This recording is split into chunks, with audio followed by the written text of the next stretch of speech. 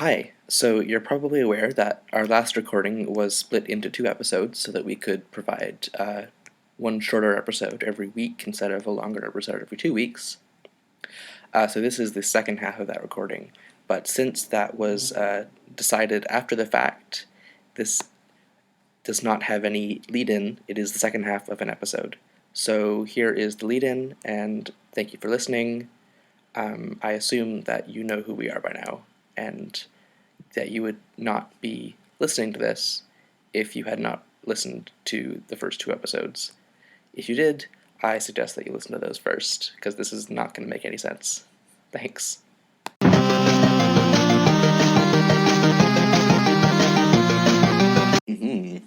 So this is kind of an interlude page. It's not the beginning of Act 2 yet. So it's just an image, but it has a link to a story file, which is basically a mini comic, like a few images in a sequence. Right, which is one of the only times we actually see that in this comic. I can, having read the whole thing at this point, I can tell you that it's extremely rare that you'll get more than one panel to a page, not animated on top of each other, but actually one after another. And I think that's a really interesting formal device in terms of immediately putting you, it's very strongly, by being, you have to open it in a separate tab, it really removes you. Exactly. It was surprising to me because it's this sudden shift to a completely different narrative perspective. So far we have been kind of this audience watching these children in very confined spaces and just kind of from their point of view. But now suddenly it's this vast open desert and this complete different narrative perspective with this person who does something, which is he walks around in the desert and he finds a familiar looking logo which looks curiously like the lid of a Krugstruder. And I think in this one he pops it off, or is that not until the next one? I'm not sure. No, okay. Anyway, at some point he's going to pop it off in this reading, so don't worry about it. I kind of feel like this was where I knew that I was going to end up reading the whole thing, I think. This was not yet where I knew I was going to end up staying up all night the first night that I started reading it to read most of the whole thing. But, I was engaged with all the banter. I find it surprisingly, it has this addictive quality. Sure. There's a lot of things wrong with this comic, but I always want to keep reading. I feel really compelled to find out what's going to happen next. Right. And especially when he pulls shit like this, and it's okay, wait, you've actually done it feels somehow like higher art. Right, yeah. So it feels like for the first time this feels premeditated. Yeah, exactly. There's actually something going on. And it's definitely where I kind of got hooked too.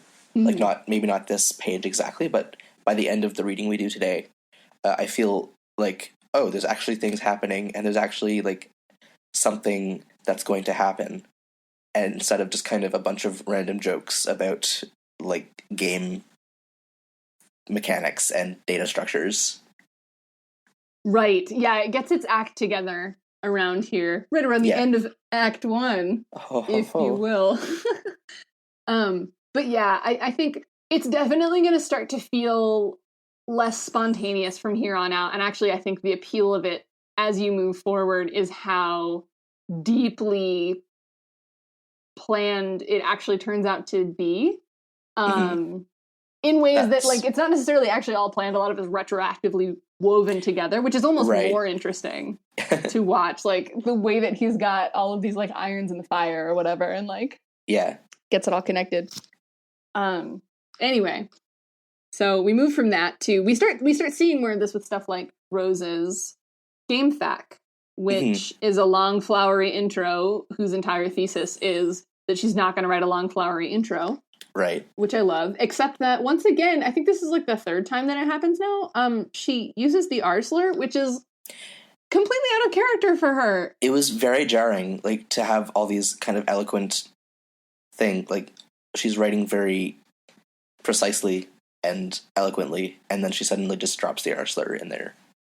Yeah, and I understand that it's very almost like Family Guy, I guess, because it's like supposed to be jarring in that way. But like it's such lazy writing.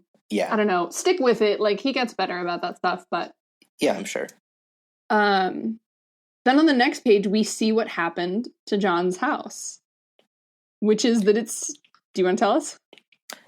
His house is still there, but the rest of the neighborhood is not. He is kind of the house is kind of on a spike of earth, in a very cartoonish, like center of a crater where the thing in the center is untouched and everything around is completely gone, kind of way. But yeah, it's just kind of there in the middle of space on this pillar of earth, and he's house trapped, as it were. Okay.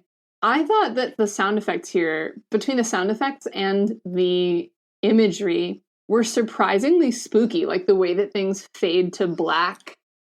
We see not only out his window, but also under his bed. Yeah. You could see what was stored under there before, and now there's a couple of shadows that appear that and some eyes. Yeah. And then we zoom out and you realize that, yeah, he's totally alone, him and his dad. And like the tree outside of their house and their driveway are trapped on this spire of rock, like high above clouds. Spire's a good word. Hell yeah, it is.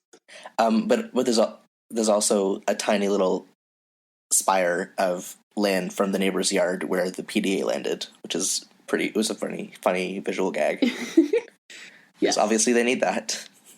Yeah, and that's something that I think is interesting about this comic is the way that even when things are like very effectively and genuinely sort of like spooky or grave, there will still be silly stuff that is genuinely funny at the same time and that doesn't necessarily detract. Yeah. You know, because it is compatible with this, like, I want to call it like absurd. Like this comic is very absurd. Mm-hmm. And so it's equally compatible with like very nonsensical jokes as with like deeply like rattling, boggling, sort of grand things, you know? For sure. So we get some in the prompts to go to the next page. We get our first glimpse of this new voice. It's not like the audience anymore. It's this voice that's yelling, "Boy, walk there." And at this point we don't know what's going on with that, but it's very jarring. It is a little alarming that it's just suddenly "boy" the first you hear of it. But like the first time that happened, it's right when the house is gone, and I thought it was just exclaiming like, "Oh boy, oh geez, oh this is bad." See, I don't think that even occurred to me like the first time I read it, but that's interesting. So the next page though, when you click on "boy," is you get to explore John's house. Yeah. It's really fun. It's also a little bit spooky at the same time, which I really like. Yeah, well, you're being followed around by the Harlequin sprite the whole time, and that's kind of ominous. It is kind of ominous. It's like a little bit agitated with you, but you can't understand it speaking. Yeah. Like it speaks in wingdings. Yeah. So it's not super helpful. Some interesting stuff that happens is you can try to look over the edge of the balcony that John is on when his whole like neighborhood gets blown up, but the game mechanic for not being able to see it is getting close to the railing makes you a little nervous. And I just put me too. Like I feel nervous in this. I'm a little bit afraid of heights, but like I feel nervous just like clicking around, like looking over the edge of this massive drop. I also actually know where he is, so I have a little bit of a concept of kind of what's outside of this. Right. So there's that. Oh my god, I can't wait until we see more of that. Oh, it gets so cool. Okay. I love the device of one of the things that we find in John's house is in his kitchen, there's a bunch of oil slicks and not his dad. So that's where we left his dad. Yeah, so his dad seems to be missing. Yeah. It's a little alarming. You know? Mm-hmm. And the way that this is sort of delivered is that John walks in, picks up a little bit of the black smears on his finger, and you click on it sort of to inspect it, and instead of it just being a little pop-up box, it actually switches to a full page panel, and it's just John silently looking at his finger. I missed that. Oh, okay, yeah, you can click on it, and cool. he silently looks at his finger, and there's no interface options. So in the second that it takes you to think to just click on the screen and see if there's anything to interact with to make this panel go away, it like forces you to sit with the image, which I thought was an effective device, because it's like, is it oil? Like, yeah, what is it? With spooky. The implication, yeah. And he's definitely starting to miss his dad, which is sad to see. Yeah, he's concerned, at least. Yeah, he's a concerned. John is a very sweet child, even though he has a problem with his dad. So he's so mysteriously, he still has power and like internet in his house. Yeah, I just took that as kind of a narrative conceit. I wasn't bothered by that. That seemed kind of a given, because like he wouldn't be able to, like the story wouldn't be able to continue if he didn't have internet. Exactly, right. Which I think is a funny narrative conceit, but also it allows him to continue talking to Rose about sort of what's happened. And Rose points out that she never said happy birthday to him. Or actually, John points out to her that she never said happy birthday to him. And she's just like, I wasn't done with your gift yet. Oh, wait, sorry. Are we done with the game? Interactive? Sorry, I just wanted to mention a couple more things about it. Okay. So I really like that you can go into Dad's office and play the refrain on the piano. Yeah. And it shows the sheet music. I thought that was a nice little touch. And then it keeps playing while you're in the office, but as soon as you go outside the office, it stops. Aww. Which I found out the hard way. Didn't get to listen to the whole thing. Aww. That was spooky. I also, and I liked a bunch of the flavor text about stuff that you don't, like, you shouldn't be paying attention to. Like, if you click the laundry machine, it's like, this is no time to do laundry. Yes. And then the cabinet, you're like, you don't give a shit about what's in there. Yes. Just blatantly telling you what's up. Mm-hmm. Which is another interesting kind of adventure game kind of trope that gets deconstructed a little bit. Like, you're supposed to be clicking on everything to find out what it is, but obviously there's some things that just don't matter and you should not be focusing on. Right. And so rather than like giving you red herrings to like make it more of a puzzle to solve, like this is a narrative and the purpose is to move it forward. Yeah. It's interesting stuff. This comic is such trash, but at the same time it like has so many like interesting little accomplishments. Premium A+ trash. Mm-hmm. So then we finish with our little exploration, and Rose is talking to John. And John points out to her that you never said happy birthday to me. And she says that she didn't want John to think that just saying happy birthday was enough because she wasn't finished with the gift she was making for him yet. Oh, what a sweet friend. Yeah, and like, I think what happens is that she tells him, your neighborhood was destroyed, and he just says, wow, okay. Like, I'm very interested in the blithe reactions to extreme circumstances in this comic, because on the one hand, like, to some degree, like, they're inauthentic. Like, people would be having panic attacks at this point. But at the same time, like, after a certain point, like, you do just roll with stuff like this. Yeah, for sure. So I find it very interesting to observe, I guess. Yeah, and I feel like since they're in this universe where, like, it's not surprising for someone to suddenly be manipulating your house, right? And etc., that he just kind of, he's more able to roll with it. Yes. Yeah, maybe that's the thing. It's just like you live in this universe and you're just automatically kind of chill. Yeah. Like you're just, that's the thing is like everyone just seems like acutely aware of the like absurd nature of existence, which is a little bit amplified by the fact that you need to like know data structures in order to like manipulate objects ever. Yeah, which I also find really funny that he was like he was waiting until he was like 13 years old to bother like thinking about his data structure. Right. Yeah, it just hasn't been an issue until now. Like, what? Yeah. Like, he's never needed to worry about more than 4 objects before. Incredible. Incredible luck. So there's some hints to sort of how disconnected we are here. Like John he looks at Serious Business, which is the social network on his dad's PDA.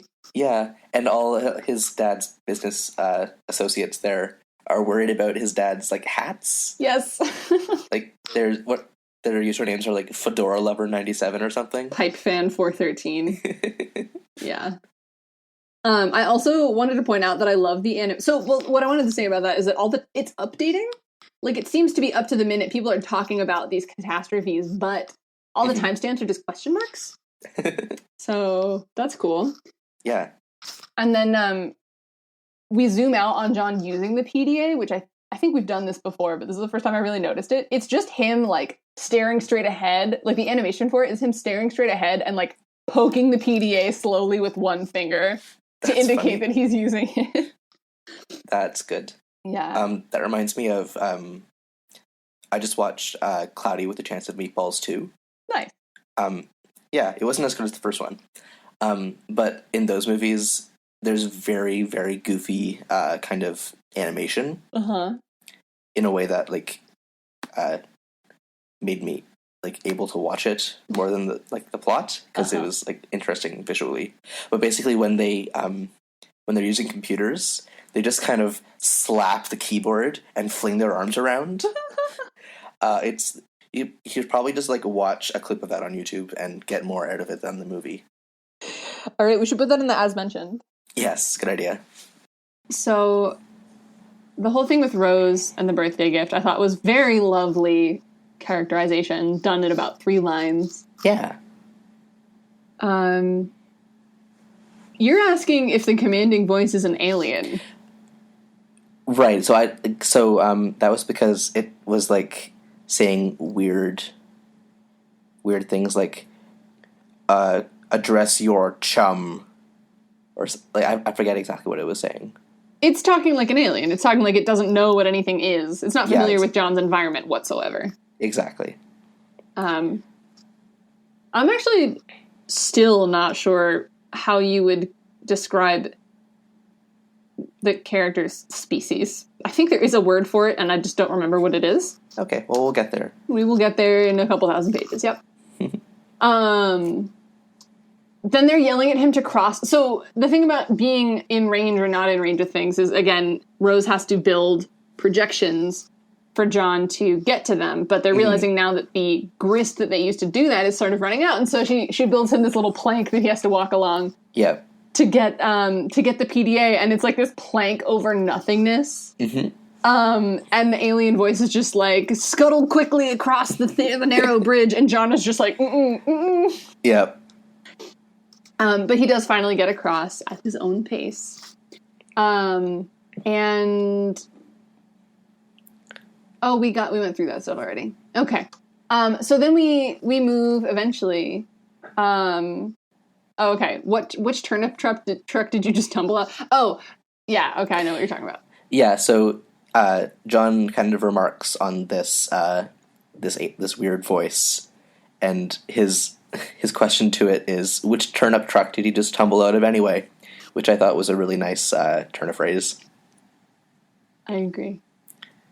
I don't know if that's like an actual regionalism, but it's good. I might use that if I remember to. It's not exactly a regionalism. It is like an idiom. Like if you're a bumpkin, you came in on a turnip truck, or you tumbled out of a turnip truck. Yeah. Turnip trucks specifically. Yes. Yeah. It's alliterative. Yeah, that's true. Okay. So then we switch to the perspective of our little alien friend again. Yeah, so there's another story file, and it turns out that the alien, or you call them the Wayward Vagabond. Yeah, it's his name is Wayward Vagabond. Okay, so it turns out that he is the the alien voice that is commanding John to do things.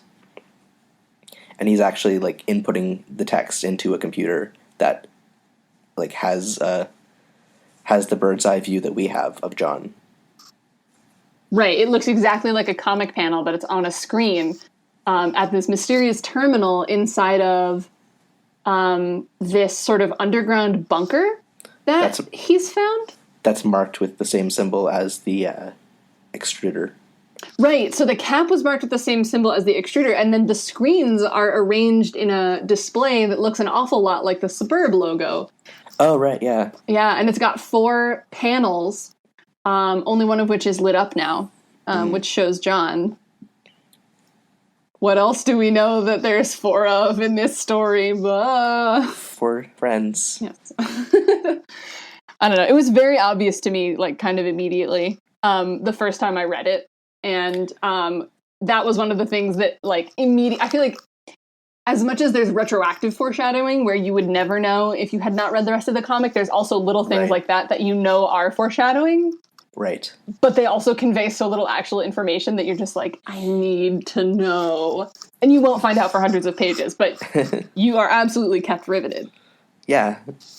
So we leave our Wayward Vagabond again, and we leave to read Rose's game fac, or another section of Rose's game fac, where she tells you, honestly, it's just like 2 or more pages of exposition on exactly what was going on during all of the fumbling with the giant machinery before John sort of entered the game, right? Yeah, and this, like, I guess, kind of the conceit of just having these text dumps actually explain things really works, because this totally engaged me. This totally got me like, oh, like there's actual rules to this, and like all that stuff that was happening actually makes sense in context if you get it contextualized. So thanks, Rose. You just like got me engaged with this story. Nice. See, okay. I feel like that is sort of what makes you either someone who's going to like Homestuck or someone who isn't. Is if you see a giant text dump like this and you start reading it and you're like, oh my god, this is so cool. Like, we're finding out what was going on and it's like funny and I'm into this. Or you're like, that's a wall of text and we know this already. I hate this. You know? I mean, I was a bit like I'm still going to be a bit put off by big walls of text, but once I start reading them, because I have no choice, if I'm actually interested, then that's a good sign. Okay. I think, yeah, you just have to have a certain degree of patience for the work in order to enjoy this comic. But I'm very heartened that you did find it enjoyable, because I definitely really enjoyed it the first time I read it, because it's like entertaining exposition if you like exposition. It's essentially if you like big, intricate world building. Yeah. If you're the kind of person that reads people's world building tumblers that they never actually write the work for, it's this, except there is also the work for it, which is nice. Yeah, for sure. Yeah, I am definitely of the same camp. Yeah. Although I do want to call Rose out, by which I mean call Andrew Hussie out, on like a randomly racist line in the middle of this. She compares the great whirling batshit pandemonium that unfolds once you open the Corkstruder to an especially ethnic wedding. Oh, right. Oh, yeah. Oh, God, that was... Oh, geez. Yeah, it's like prolonged. It's like drawn out. It's a drawn-out analogy that is bad. That is quite racist, yeah. So I'm not going to necessarily read it. But again, I was like, this is jarring as hell. Why is this happening? Yeah. But we move on from that. John is running... Sorry. I mean, sorry, just to like, not to be fair, like, I don't want to excuse this, but they are 13-year-olds. So this is kind of understandable. Like, they don't really understand what they're saying. So it is, but it frustrates me because in so many other ways, they are not written entirely age-appropriate. They're sort of selectively age-appropriate in sometimes interesting ways, but this is one of those things that I don't think it's necessarily meant to be a display of immaturity either. It's just a joke. It's supposed to be funny. It's just supposed to be a joke on the same sort of caliber of unnatural maturity than as the rest of their dialogue. And so it's just like, they're like, you are not writing them their own age. This is not appropriate. You're right. That was I disagree with what I said just a few seconds ago. Yeah. No, that's always the thought that I have is like, oh, he's trying to write them as 13-year-olds. But like, no, he's not. He's being lazy. Right.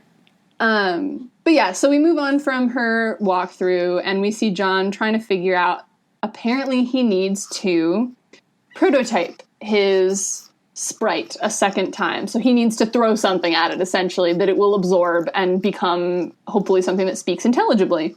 Right. And he can't for a while because it's a Harlequin, so it's dodging a bunch of stuff. Mm-hmm. It's mischievous. Yeah. And then during the process, TG is essentially trying to get John's attention. And John is telling him a little bit about what's going on, but TG is more or less ignoring him and just, like, rapping at him. Pretty much. I also like that John can, like, have a conversation over text while also, like, throwing books at a sprite. Like, just casually able to do these things simultaneously. Yeah, they're all very good multitaskers and spectacularly fast typists in this comic. Yeah. Across the board. Yeah. But yeah, so TG does a nice rap. It's, like, not good or interesting. It's very, very loose with spelling to get half rhymes out of words. Yes, well, loose with, I think it's deliberate permutations. For sure. On words, but it's just, like, to such a degree, it becomes so convoluted that it just doesn't, it's completely unintelligible. It's making a reference to one of John's shitty movies, but I can't tell which one. Mm-hmm. Which, to be fair, I just don't know any of them, but whatever. Yeah, same. Alex just wrote, "This is Hells of Ill." That was something in the text. Oh, it is Hells of Ill. Hells of Ill. That was just a good quote that I wanted to appreciate. And then shortly afterward, Rose loses connection again, and I love every time that joke happens. It's never not funny. Yeah, it's my favorite every time. I actually, like, when I saw the GIF, I actually, like, widened my eyes in surprise. Like, the pacing of it actually, like, worked. Yeah. Like, it was actually conveying narrative in a way that surprised me in a GIF, which is good.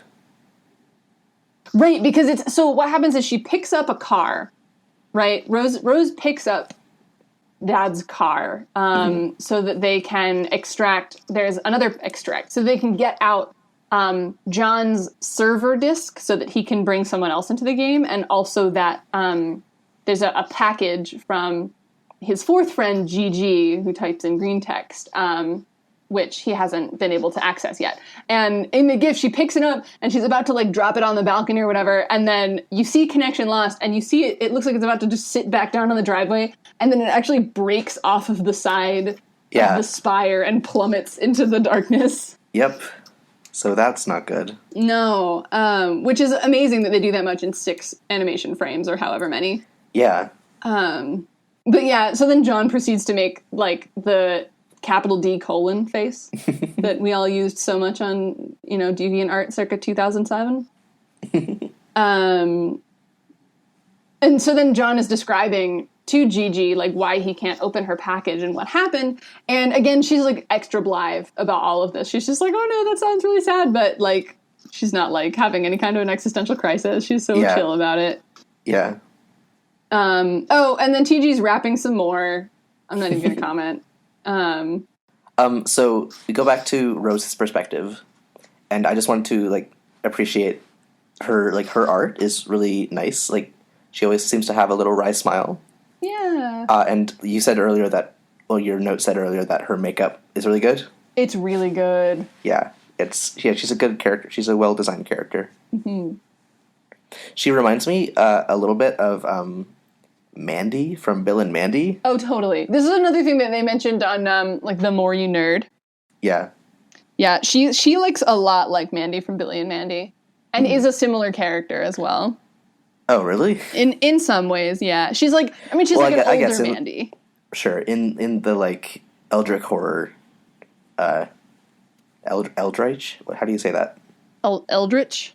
Eldritch. In the Eldritch horror kind of fascination. Although I haven't seen Billy and Mandy in a long time, so maybe I'm just retroactively putting things onto her.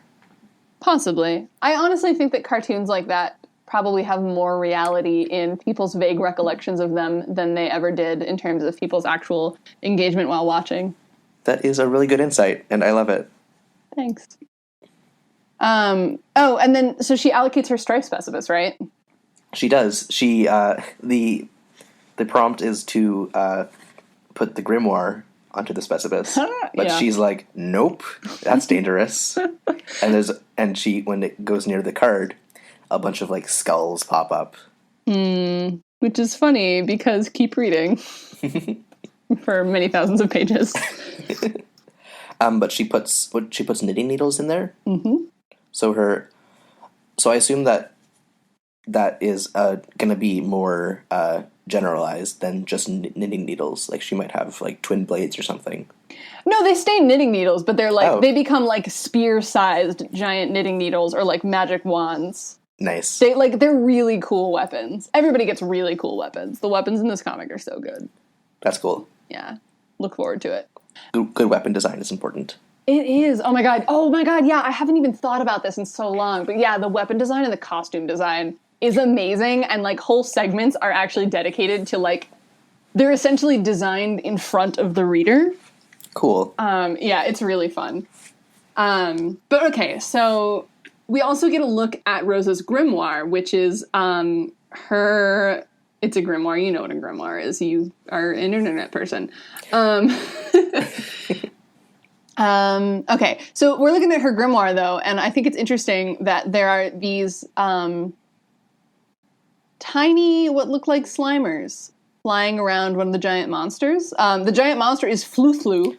By Slimer, do you mean the ghost from Ghostbusters? From Ghostbusters, yeah, and like from John's shirt. Yeah, okay. But okay. Oh, is that the actual thing on John's shirt? I thought it was just like a little worm. So that's what I'm getting to, which is so it is like so his wallpaper is Slimer, but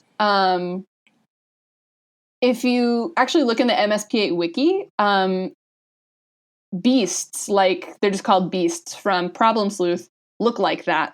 Like they have the same silhouette and their faces are kind of in the same place and of the same shape. Okay. And so there's some interesting it's like a double reference here. Okay. And of course Flu-Flu is the obvious Cthulhu joke.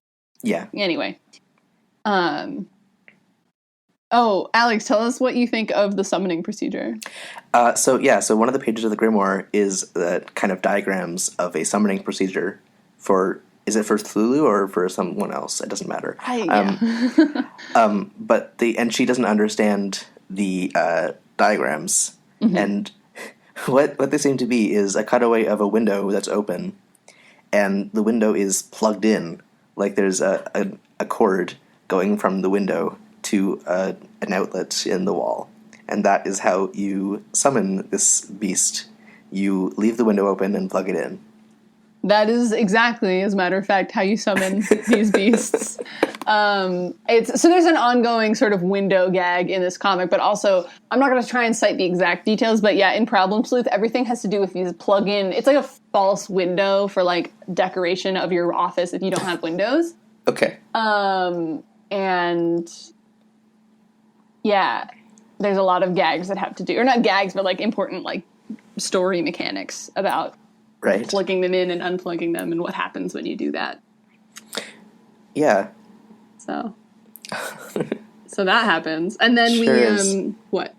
So then we zoom out to show, so Rose has been in the kind of the observatory at the top of her house. Because of course her house has an observatory. Yeah. So she was trying to get a Wi-Fi signal from the like research institute that her house is beside. Right. But then she loses that signal, or she loses power. Right. So she has to go to get the generator, which is behind the mausoleum, which was built for her cat. Which happened because she wanted a funeral for the cat, and so her mom apparently, ironically, built a mausoleum, which is a really funny gag, and also really terrible. No, but see, here's another thing. How do you know that it was done ironically? Right. Yeah. That's the thing.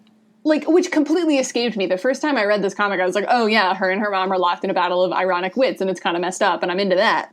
And like rereading it, I'm like, oh my god, her mom is just like trying to be thoughtful in like a really strange way, and like if you are apparently like a wealthy eccentric, like, sure, you're like, your daughter wants a funeral for her cat, and you're like, oh, honey, we'll get you a funeral, we'll get you a mausoleum, we'll do, we'll get a bust made, like, what do you want? But they don't communicate, so... Yeah. Yeah, it's all very sad. So anyway, she's trying to get to the backup generator behind the mausoleum. Yeah. And so we see her whole house from overhead. Yeah. And it is just straight up that house waterfall by Frank Lloyd Wright. Oh, I missed that. Which if you folks at home don't know, just look up. I guess I'll put it in the show notes. Hell yeah. But it's just that with an observatory on top. I mean, Andrew Hussie is not immune to Photoshop. Yeah. Everybody looks at references. And then, yeah, so I like that did you have to Google this, or did you recognize? I just know, I read that for school, so I knew immediately. Oh, you're so cultured. So we have another misattributed quote, which is the line from The Wasteland that begins, "April is the cruelest month." But it is attributed here to American sports legend Charles Barkley, basketball player. He's now an ESPN commentator. Is he? Yeah. Well, either way, he did not write that. Nope. T.S. Eliot did. Yeah. Which is very funny. Yes, it is. And like last time, the misattributed quotes, I didn't really think twice about, because I like you, the first time you read it, I just kind of glazed over them and assumed that they were correctly attributed, because I didn't know any of them. Right. But this one I knew, and I also knew that quotes are misattributed as gags. And I was like, Andrew Hussie, you scallywag. Which I think is exactly the way that he wants to be seen by his readership. For sure. And then I deliberately included this as the last thing in this reading, which is that Rose is... The instruction for the next page is Rose, confront mother in hallway. And you click on that link, and you just get, oh, psych! And there's a boy standing in his bedroom. Mm-hmm. Different boy. Yeah, so I was confused. I thought maybe that Rose, like, powered up.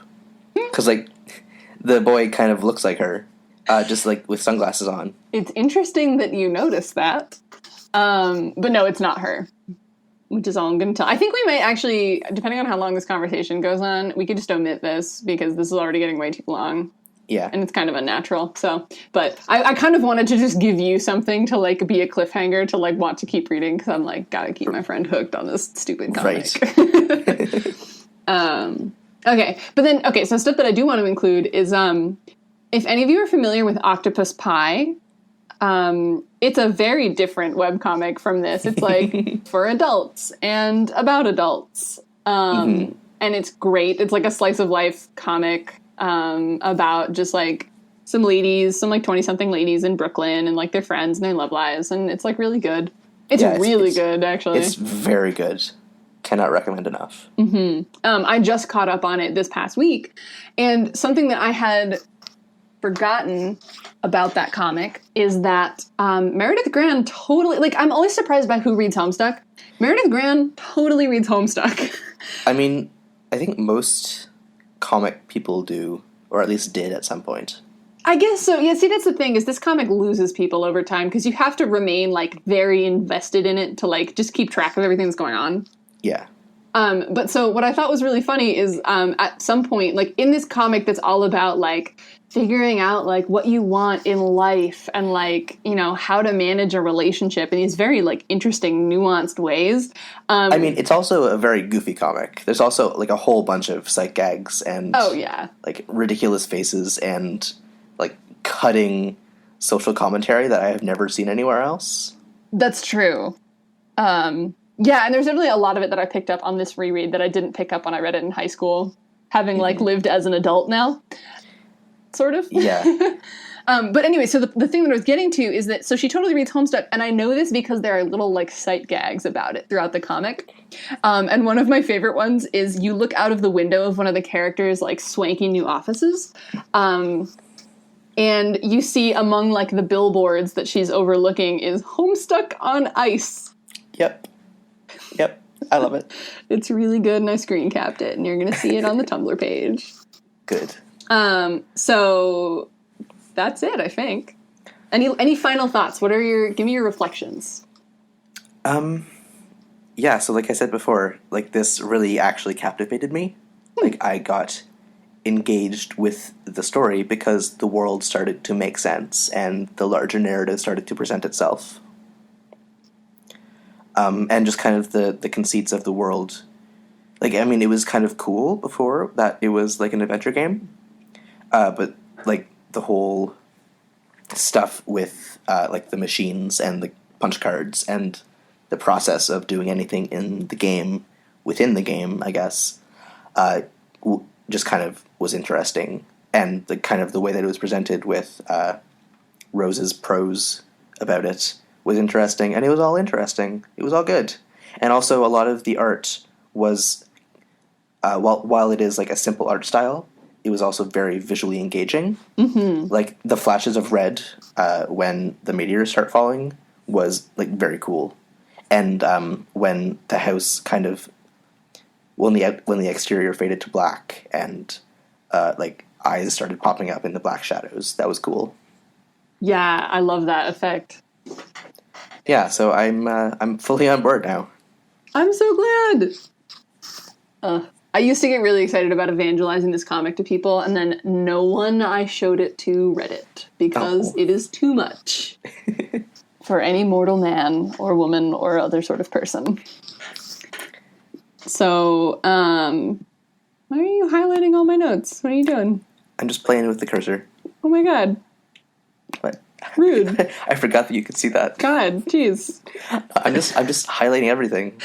I'm just playing with the cursor. Alex is running mad with power over our shared notes, which thank you all for bearing with us through this, because we are still figuring out how to sort of structure this podcast. I don't know of very many like let's read a webcomic and recap it podcasts. Yeah. So, and it's like hard because Homestuck is emphatically really not sorted into discrete units of any, reasonable size. If you have any feedback, we'd super appreciate it. For sure. And yeah. Wait, sorry. What? Have you checked if we've gotten any questions? I don't think we did. Oh my god, let's check. I'm on the Tumblr. I don't think we have any asked. I don't think so. Unless maybe Sai sent us one, just to be nice. No messages to display for Hamsteak. Oh. But did we check the email? I'm sure no one sent us email. I'm also sure, but I'm also just going to check. Also, just as an aside. Yes. I think one of my favorite things about Gmail is just the one-click switching between accounts. Yep. It's super duper handy. Oh, we have 28 social emails. What? People following us? No. Spam. Well, yes. Official spam. Oh. Like, popular in your network. Like, I guess, since everyone who follows us follows Emily Grassley, it's showing us Emily Grassley's tweets. Nice. So, great. Thanks. Thanks for that, Twitter. Let's turn those off. All of Emily Grassley's tweets? No, it's just a bunch of, like, there's a tweet from Emily Grassley, a tweet from Toby Fox, a tweet from Dark P. Crown. tweet from Alexander Iberleak. Yeah. Bart's shown are not to scale. Good. Okay, so yeah, so that's all kind of silly.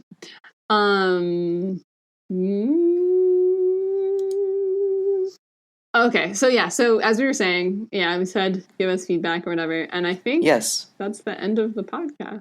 Yes, so if you have any questions, either feedback or just general questions that you'd like us to answer on the air, please send them to hamsteakpodcast.tumblr.com. You can send those anonymously or with your Tumblr account. Or if you don't like using Tumblr, you can send them to hamsteakpodcast@gmail.com. That you can. And you can also find us on SoundCloud as we are Hamsteak Podcast there, right?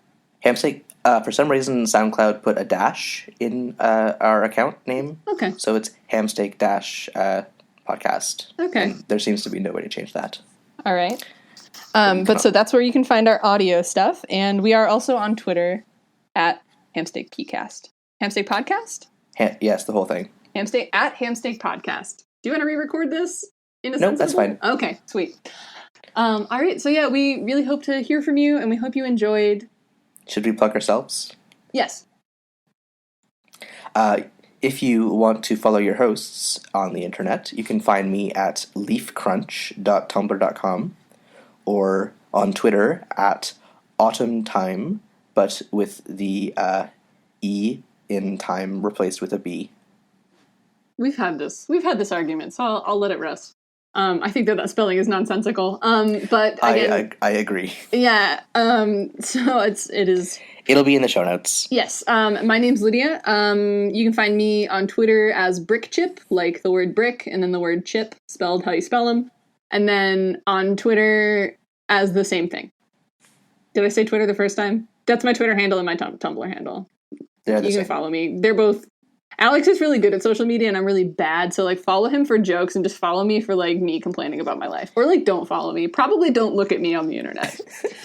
That's the end of the show. Thank you so much for listening. Yes, thanks. Our next episode will be in 1 week on December 7th. So see you then.